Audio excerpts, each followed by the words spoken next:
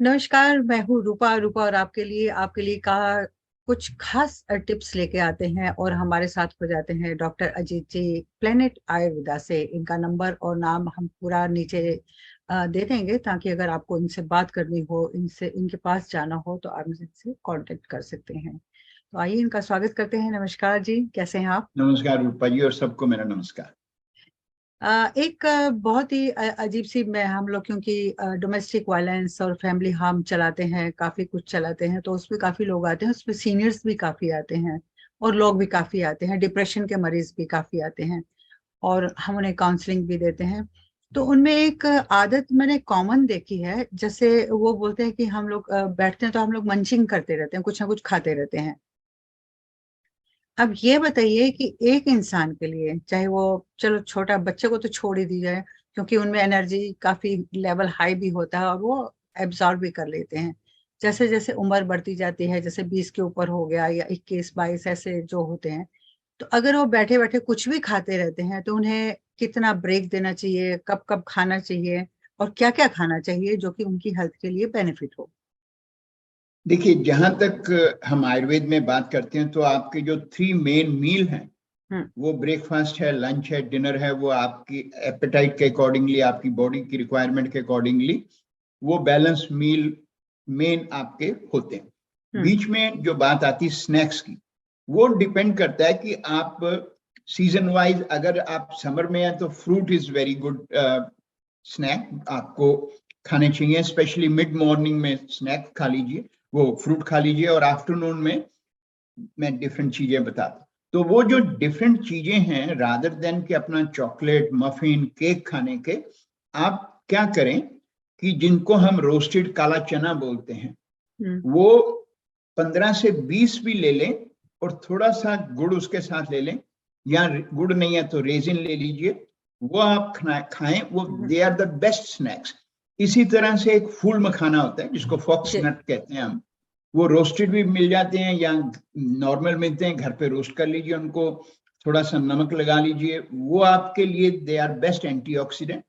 तो वो as a snacks आप खा सकते हैं। नहीं तो आप 5 बादाम मिड मॉर्निंग में, 5 बादाम आफ्टरनून में, रात को भिगो के रख लीजिए, उनको सुबह छील लीजिए, और 10 रेजिन के साथ अगर आप 2 टाइम ये खाएंगे, they will give you physical energy as well as mental energy. So that is why raisin and almond are the best snacks twice a day for everyone. तो आपने कहा जैसे बादाम है, कई लोग तो रात को भिगो के रखते हैं और सुबह वैसे ही टेंडर हो जाते हैं, खा लेते हैं, तो छिलना क्या जरूरी होता है उसका? छीलना बहुत जरूरी है, क्योंकि जो आप जैसे भी अगर कभी एक्सपेरिमेंट भी करके देख लीजिए, जो बादाम की स्किन होती है वो होती है रफ, और जी। जो उसका टेस्ट होता है वो स्वीट नहीं होता, वो हम्म। थोड़ा सा बिटरनेस लेके चलता है। क्यों? Otherwise almonds are sweet.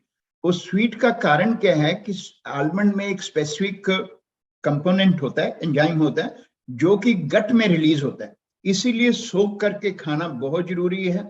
Otherwise हम्म। अगर हम सोक ना करें, उसको रॉ रॉ खाएं, तो वो एंजाइम ब्रेक डाउन नहीं होता अपने स्टोमक में, और जब वो स्मॉल इंटेस्टाइन में जाता है तो उसका वो न्यूट्रलाइज हो जाता है, इसलिए उसका बेनिफिट नहीं रहता। और आलमंड को बताया गया है कि ब्रेन के लिए सबसे बेस्ट है।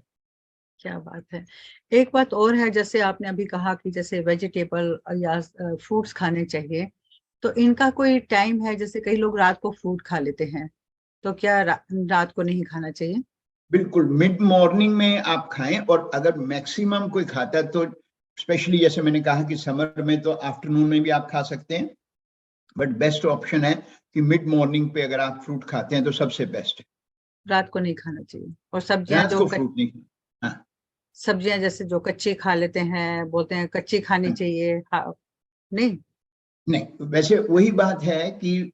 जिसको हम सैलड की बात कह रहे हैं, हम्म। सैलड, बहुत से लोगों के दिमाग में ये कंसेप्शन है कि सैलड जो है वो रॉ खानी चाहिए, मतलब, और सब्जियां जो हैं रॉ खानी चाहिए, जिनको हम सैलड कह लेते हैं। बट लोग ये नहीं समझते कि जो भी हम खाते हैं, that food has to be metabolise in your system.